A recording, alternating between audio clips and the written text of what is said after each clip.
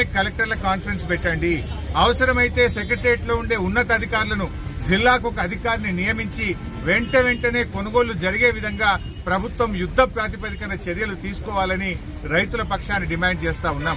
ఇవాళ రైతులు ఇంత ఎండలో వాళ్ళు రాస్తా రోకో చేస్తా ఉంటే మరి నేను కలెక్టర్ తో మాట్లాడితే కూడా రూల్స్ అంతే కొనాల్సిందే అని చెప్పి కలెక్టర్ గారు మాట్లాడుతూ ఉన్నారు.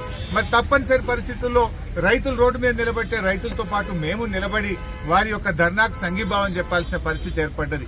మరి ఇప్పటికైనా ఇంకా ఎంత ఉసురు పోసుకుంటారు? ఇంకెంతమంది రైతులు రోడ్ల మీదకి రావాలి? ఇంకెంతమంది రైతుల ప్రాణాలు పోవాలి? వడదెబ్బ తగిలి కుప్పల మీదనే రైతులు రాలిపోతున్నటువంటి పరిస్థితి ఉంది. అయినా రేవంత్ రెడ్డిలో కనికరం లేదు.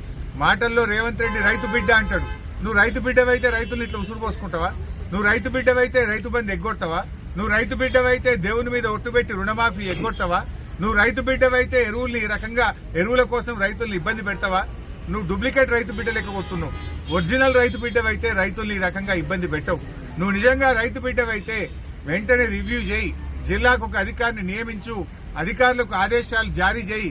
గతంలో ఏ రకంగా సాఫీగా వడ్ల కొనుగోలు జరిగిందో ఇప్పుడు కూడా అదే పద్ధతిలో యుద్ధ ప్రాతిపదికన వడ్ల కొనుగోలును ప్రారంభించాలని, మక్కలకు అవసరమైన గన్నీ బ్యాగ్స్ ఇవ్వాలని, సన్ఫ్లవర్, జొన్నలు, శనగల కొనుగోలును వెంటనే ప్రారంభించాలని ప్రభుత్వాన్ని డిమాండ్ చేస్తుంది.